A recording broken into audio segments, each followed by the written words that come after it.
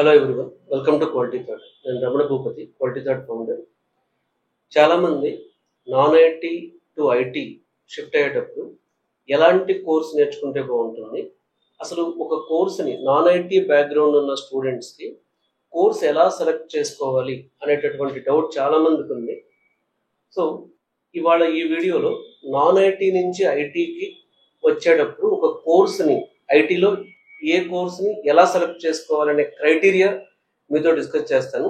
ఎందుకంటే ఈ క్రైటీరియా తెలియక చాలామంది ఏదో కోర్స్ చేయటం, సో నాన్ ఐటీ నుంచి ఐటీ వచ్చినప్పుడు ఆ కోర్స్ నేర్చుకోలేకపోవడం, ఇలా ఫెయిల్ అవడం అనేది జరుగుతుంది. సో నాన్ ఐటీ బ్యాక్గ్రౌండ్ ఉన్న వాళ్ళు కానీ, కెరీర్ గ్యాప్ కానీ కెరీర్ బ్రేక్ కానీ ఉన్నవాళ్ళు ఐటీలోకి వచ్చేటప్పుడు ఏ పారామీటర్స్ బేస్ చేసుకుని కోర్సు చూజ్ చేసుకోవాలి అనేది ఇవాళ వీడియో. సో ఫస్ట్ పారామీటర్ ఒక 6 పాయింట్స్ ఎక్స్ప్లెయిన్ చేస్తాను మీకు. So openings. ఫస్ట్ మీరు మీ కోర్సు చూజ్ చేసుకునేటప్పుడు జాబ్ పోర్టల్స్లోకి వెళ్ళి నౌకరీ కానీ, మాన్స్టర్ కానీ, ఇండీడ్ కానీ, లింక్డ్ఇన్ కానీ ఇలాంటి జాబ్ పోర్టల్స్లోకి వెళ్ళి ఆ కోర్స్కి గుడ్ నెంబర్ ఆఫ్ ఓపెనింగ్స్ ఉన్నాయా లేవా అనేది చెక్ చేసుకోండి. ఎందుకంటే ఓపెనింగ్స్ ఉన్న కోర్సును మాత్రమే మనం నేర్చుకోవాలి. అయితే ఇక్కడ ఒక డిఫరెన్స్ ఉంటుంది. ఫర్ ఎగ్జాంపుల్, కొన్ని కోర్సెస్కి ఏంటంటే ఓపెనింగ్స్ ఎక్కువ ఉంటాయి, అట్లాగే కాంపిటీషన్ కూడా ఎక్కువ ఉంటుంది. సో ఫస్ట్ ఆ కోర్స్కి ఎన్ని ఓపెనింగ్స్ ఉన్నాయి అనేది మీరు చూడండి. ఫర్ ఎగ్జాంపుల్, ఇవాళ మనం naukri.com ఓపెన్ చేసి టెస్టింగ్ అని కొడితే 1 lakh+ ఓపెనింగ్స్ వస్తుంది. అదే టైంలో సేల్స్ ఫోర్స్కి ఓన్లీ 9,000 ఓపెనింగ్స్ చూపిస్తుంది. సో ఇలా మనం ఓపెనింగ్స్ని కంపేర్ చేసుకుని ఏ కోర్స్కి ఎక్కువ ఓపెనింగ్స్ ఉంటే ఆ కోర్సులో మీకు జాబ్ రావడానికి ఛాన్సెస్ ఎక్కువ ఉంటాయి. ఇది one of the parameter. Second parameter, ఆ కోర్సు ఈజీ టు లెర్న్ కాదా.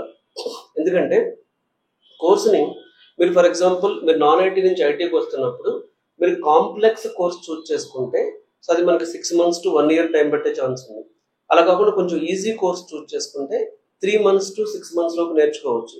సో కాబట్టి ఈజీగా ఉండే కోర్సుని సెలెక్ట్ చేసుకోవడానికి ప్రిఫరెన్స్ ఇవ్వండి. ఎగ్జాంపుల్, టూల్స్ ఉంటాయి మనకి, టెస్టింగ్ టూల్స్ కానీ, లేకపోతే డెవాప్స్ టూల్స్ కానీ, ఇలా కొన్ని టూల్స్ ఏంటంటే మీరు 3 months నేర్చుకోగలుగుతారు.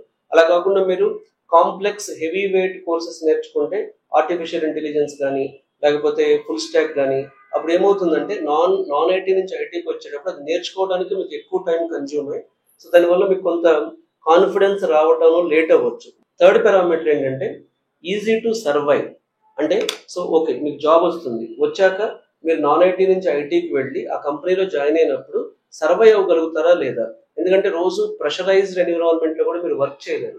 కాబట్టి జాబ్ తెచ్చుకోవడం ఎంత ఇంపార్టెంటో వచ్చిన జాబ్ని నిలబెట్టుకోవడం కూడా అంతే ఇంపార్టెంట్. చాలా మంది 2021లో జావా లాంటి కోర్సెస్లో జాబ్ కొట్టి మార్కెట్ బాగున్నప్పుడు 6 months చేసి 9 months చేసి వెనక్కి వచ్చేసారు.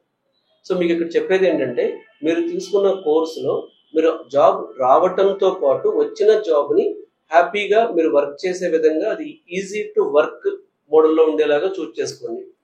ఫర్ ఎగ్జాంపుల్, సో మీరు కొన్ని కోర్సెస్ తీసుకుంటే మీరు ఎక్కడైనా సరే ఈజీగా సర్వైవ్ అవ్వచ్చు. అందుకని చాలా మంది టెస్టింగ్ చేసిన వాళ్ళు నాన్ ఐటీ నుంచి ఐటీకి వెళ్ళినా సరే వాళ్ళు అక్కడ ఈజీగా సర్వైవ్ అయ్యారు. టెస్టింగ్ నేర్చుకున్న వాళ్ళు కానీ, డెవాప్స్ టూల్స్ నేర్చుకున్న వాళ్ళు కానీ, రిపోర్టింగ్ టూల్స్ నేర్చుకున్న వాళ్ళు కానీ నాన్ ఐటీ బ్యాక్గ్రౌండ్ నుంచి ఐటీకి వెళ్ళి ఈజీగా సర్వైవ్ అయ్యారు. తర్వాత ఫోర్త్ పాయింట్, మీరు తీసుకునే కోర్సు కొంచెం యంగ్ సబ్జెక్ట్ అయి ఉండాలి. ఎగ్జాంపుల్ చెప్తాను. ఇప్పుడు మీరు గూగుల్ క్లౌడ్ డేటా ఇంజనీరింగ్ నేర్చుకున్నారనుకోండి, ఇది లేటెస్ట్గా అంటే ఒక 2-3 years నుంచే మార్కెట్లో ఓపెనింగ్స్ ఉన్నాయి. సో 2-3 years నుంచే బూమ్ అవుతుంది కాబట్టి దీనిలో కాల్స్ బాగుంటాయి. ఇంటర్వ్యూ ప్యానల్లో మీకు కాంప్లెక్సిటీ లేకుండా ఇంటర్వ్యూ క్లియర్ అయిపోతుంది. ఫర్ ఎగ్జాంపుల్, 2010లో మేము క్వాలిటీ థాట్ పెట్టినప్పుడు సెలీనియం అనే టూల్ వచ్చింది. అప్పుడు దాకా అందరూ ఆటోమేషన్ టెస్టింగ్లో QTP టూల్ నేర్చుకునేవాళ్ళు. సెలీనియం రాగానే ఒక 5 నేర్చుకుంటే ఇంకా గుర్తుంది, 5 daysలో వాళ్ళకి జాబ్స్ వచ్చింది. ఎందుకంటే అది మార్కెట్లో అప్పుడు డిమాండ్ ఉంది, అప్పుడే ఎంటర్ అయింది, లేటెస్ట్ కోర్స్, అది చాలా తక్కువ మంది నేర్చుకున్నారు. సో ఇంటర్వ్యూ ప్రాసెస్ ఈజీగా ఉంటుంది. సో మీకు నేర్చుకునే కోర్సు ఎంత యంగ్ సబ్జెక్ట్ అయితే మీకు ఇంటర్వ్యూ ప్రాసెస్ అంత ఈజీగా ఉంటుంది. సో ఇప్పుడు ప్రజెంట్ లేటెస్ట్ అయి ఉండాలి. అంటే ఆ కోర్స్ ఎలా ఉండాలి, కోర్స్ ఓపెనింగ్స్ ఉండాలి, ఈజీగా నేర్చుకోవాలి, ఈజీగా సర్వైవ్ అవ్వాలి, ప్లస్ అది కొంచెం లేటెస్ట్ సబ్జెక్ట్ అయి ఉండాలి. అలా కాకుండా మీరు ఓల్డ్ సబ్జెక్ట్ నేర్చుకున్నారనుకోండి. ఫర్ ఎగ్జాంపుల్, ఇప్పుడు క్లౌడ్ డెవాప్స్ 2014 నుంచి చాలా మంది నేర్చుకుంటున్నారు. క్లౌడ్ డేటా ఇంజనీరింగ్ 2-3 years నుంచి నేర్చుకుంటున్నారు. ఇప్పుడు ఏమవుతుంది, క్లౌడ్ డెవాప్స్ ఇంటర్వ్యూ ప్రాసెస్ కొంచెం డిఫికల్ట్ ఉండొచ్చు, క్లౌడ్ డేటా ఇంజనీరింగ్ లో ఇంటర్వ్యూ ప్రాసెస్ కొంచెం ఈజీ ఉండొచ్చు. అంటే ఇది చేంజ్ అవుతూ ఉంటుంది. ఒకప్పుడు 2014, 15, 16 ఆ టైంలో క్లౌడ్ డెవాప్స్ నేర్చుకున్న అందరికీ జాబ్స్ వచ్చింది మా దగ్గర. ఎందుకు వచ్చినాయి అంటే అప్పట్లో సబ్జెక్ట్ యంగ్ సబ్జెక్ట్. సో ఎప్పుడైనా మార్కెట్లో లేటెస్ట్ సబ్జెక్ట్ చూస్ చేసుకుంటే, ఇప్పుడు మీరు ఇన్ఫర్మేటిక్ ఉంది, 2008లో ఇన్ఫర్మేటిక్ నేర్చుకున్న వాళ్ళు వెంటనే ప్లేస్ అయ్యారు, 2014లో ప్లేస్ అయ్యారు. ఇప్పుడు ఇన్ఫర్మేటిక్ నేర్చుకుంటే ఏమవుతుంది, ఆల్రెడీ వర్కింగ్ ప్రొఫెషనల్స్ కి చాలా ఎక్స్పర్టైజ్ ఉంటుంది, కంపెనీ ఎక్స్పెక్టేషన్స్ ఎక్కువ ఉంటాయి. సో ఇప్పుడు ఇన్ఫర్మేటిక్ నేర్చుకుంటే ఇంటర్వ్యూ ప్రాసెస్ మీకు డిఫికల్ట్ గా ఉండొచ్చు, నాన్ ఐటీ నుంచి ఐటీకి వచ్చినప్పుడు అది టఫ్ అవ్వచ్చు. సో మీరు నేర్చుకున్న కోర్సు యంగ్ సబ్జెక్ట్ అంటే కొంచెం లేటెస్ట్ సబ్జెక్ట్ అయి ఉండాలి. ఇంకో పాయింట్ ఏంటంటే మీరు తీసుకునే కోర్సు ఫ్యూచరిస్టిక్ అయి ఉండాలి. నాకు ఇంకా గుర్తుంది 2017లో రోబోటిక్ ప్రాసెస్ ఆటోమేషన్ వచ్చినప్పుడు రోజుకి 100 మంది వచ్చేవాళ్ళు. ఆర్పిఏ టూల్స్ నేర్చుకుంటాం, బ్లూ ప్రిజం అని యూఐ పద్ధతులు ఉన్నాయి. అప్పుడు మేము ఆర్పిఏ టూల్స్ నేర్చుకుంటామని చాలా మంది వచ్చి జాయిన్ అయ్యారు. కానీ 2-3 ఇయర్స్ తర్వాత ఆర్పిఏలో ఓపెనింగ్స్ తగ్గిపోయినాయి. కానీ డెవాప్స్ తీసుకుంటే డెవాప్స్ లో ఓపెనింగ్స్ అనేవి కంటిన్యూస్ గా పెరుగుతూ వెళ్ళినాయి. అంటే ఇప్పుడు 2017లో డెవాప్స్ నేర్చుకుంటే బాగుండేదా, ఆర్పిఏ నేర్చుకుంటే బాగుండేదా అని చిన్న కంపారిజన్ చేస్తే, అప్పుడు డెవాప్స్ నేర్చుకున్న వాళ్ళు ఇప్పుడు మంచి పొజిషన్ లో ఉన్నారు.